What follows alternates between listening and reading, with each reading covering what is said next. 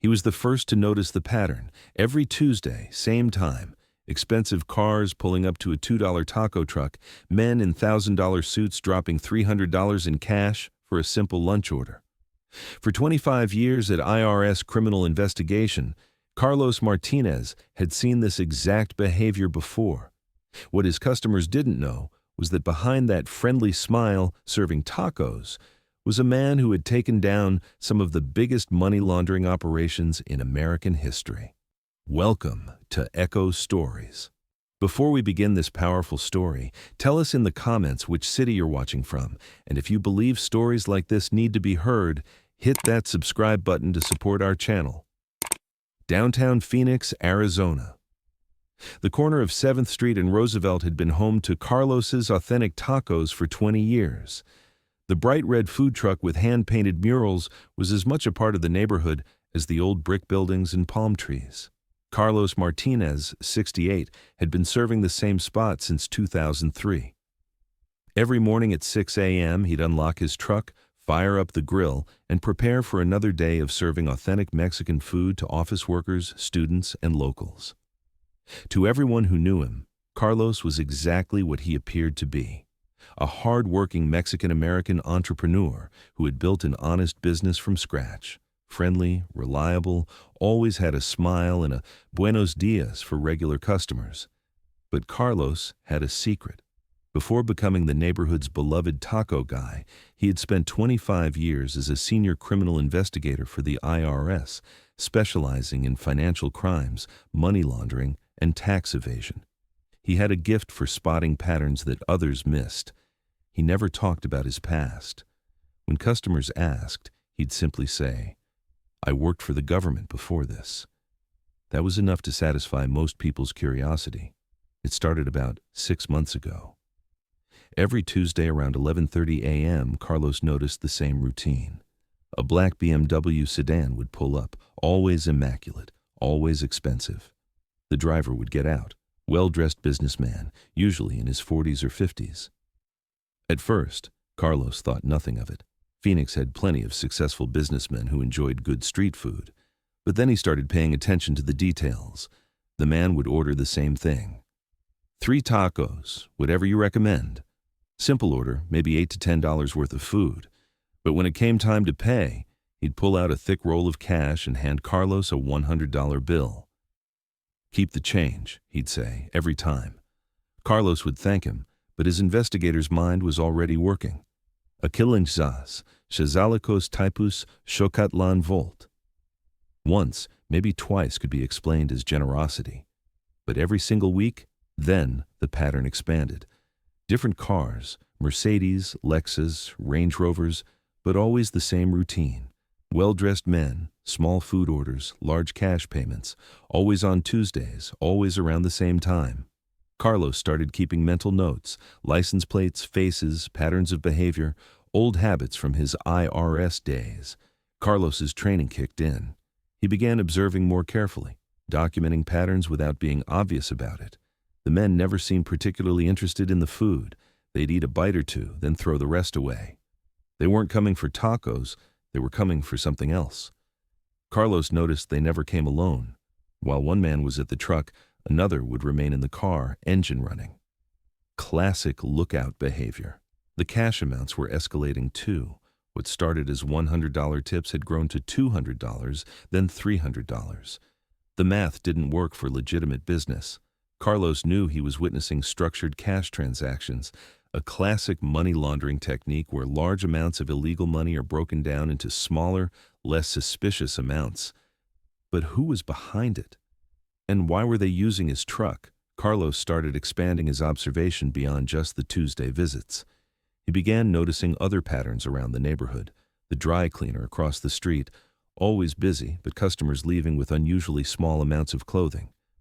The barbershop 2 blocks down, long lines, but haircuts that seemed to take 5 minutes. The check-cashing store at the corner, constant flow of the same faces. All businesses that dealt heavily in cash, all potential fronts for money laundering. Carlos realized he wasn't just witnessing isolated incidents. He was in the middle of a coordinated network. His food truck wasn't being used randomly. It was a strategic location, central to several businesses, busy enough to provide cover, and run by someone who appeared to be just a simple businessman. They had chosen him precisely because he looked harmless. After 3 months of observation, Carlos decided he had enough evidence, but he also knew he needed to be careful. These weren't petty criminals. They were sophisticated, organized, and potentially dangerous. One Tuesday morning, Carlos was ready. When the black BMW pulled up, he served the usual customer with his normal, friendly demeanor.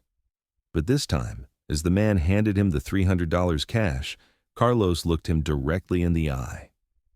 "You know," Carlos said conversationally, "I've been in this business a long time. I've seen a lot of different kinds of customers." The man tensed slightly. "Is that right?" "Oh yes," Carlos continued, still smiling. "I can usually tell what people do for a living. Construction workers, teachers, accountants. You learn to read people." "And what do you think I do?" Carlos handed him the tacos. "That's the interesting thing. I can't quite figure it out. You dress like a businessman, but you spend money like someone who doesn't earn it legitimately." The man's face went cold. "I think you should stick to making tacos, old man."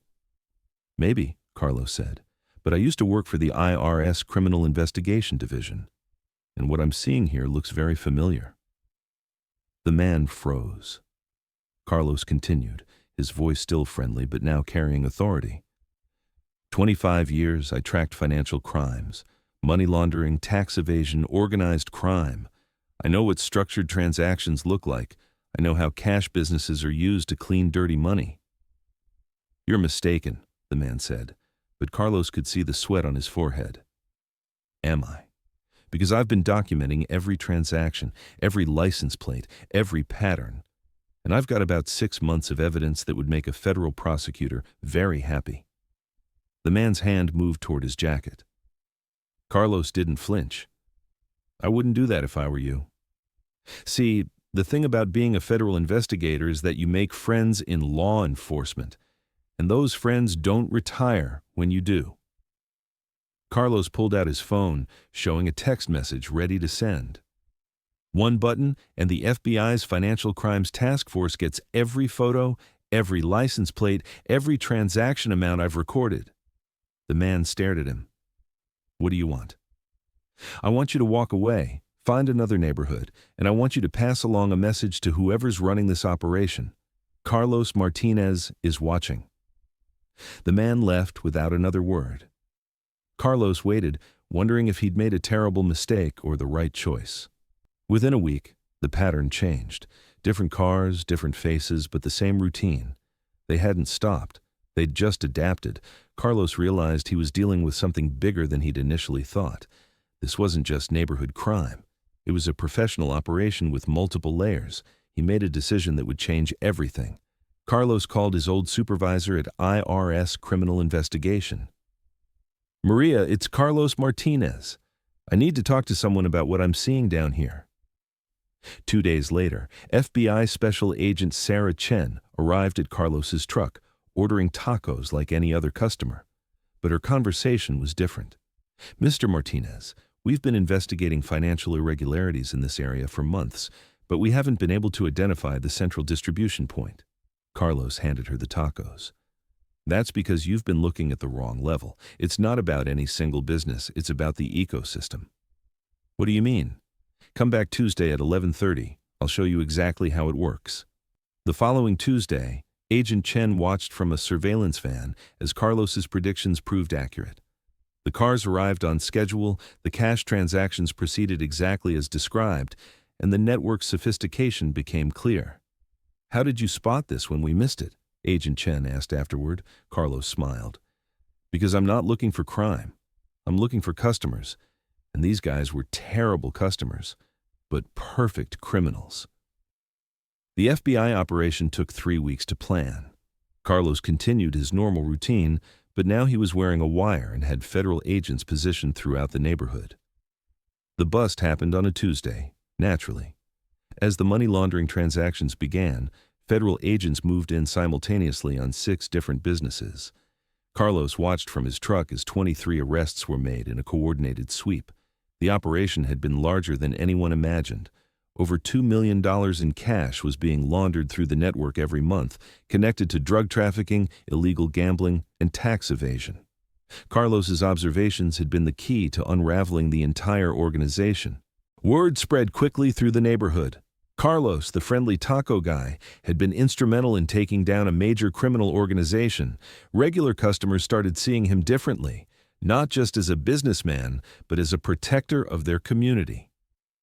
"Carlos, I had no idea you were a federal agent," said Mrs. Rodriguez, one of his longtime customers. "Former agent," Carlos corrected. "Now I'm just a guy who makes tacos, but old habits die hard. Will you keep the truck here?" Carlos looked around at the neighborhood, his neighborhood. "This is my home. These are my people. I'm not going anywhere." The criminal organization was dismantled, but Carlos knew others would try to take its place. He remained vigilant, continuing to observe patterns and maintain his informal network of information. FBI agent Chen visited regularly, officially for tacos, unofficially to check on anything unusual Carlos might have noticed. "You ever think about coming back to federal service?" she asked one day. Carlos shook his head. "I served my time, but I'll always be watching. This neighborhood deserves better than to be someone's money laundering operation. And if you see something again, you'll be the first to know." Months passed. Carlos's routine remained the same. Up at 6 a.m. serving authentic tacos, building community through food. But now everyone knew there was more to the story. Local business owners began coming to him with concerns about suspicious activities. Carlos became an informal consultant, helping them understand what to look for and when to call authorities. "It's not about being paranoid," he told them. "It's about knowing your neighborhood well enough to spot when something doesn't belong." The Tuesday pattern never returned. Word had spread through criminal networks. Carlos Martinez was watching, and he knew exactly what to look for. 1 year later, Carlos received a commendation from the Phoenix Police Department for his civilian assistance in the money laundering investigation. He accepted it quietly, then hung it next to his business license inside the truck. A reporter asked if he missed his old job. Carlos thought for a moment. "I never left my old job.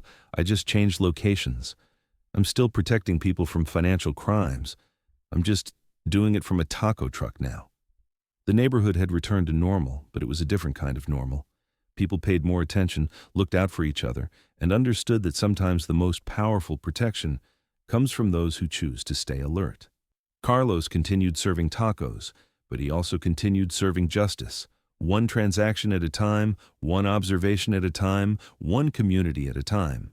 Some heroes carry badges, others carry spatulas. But they all carry the same commitment to keeping people safe. And so, on a busy Phoenix street corner, it was once again proven that the most effective guardians often hide in plain sight. A man seen as a simple food truck owner was actually a financial crimes expert who had never really retired from his mission to protect people from those who would exploit them.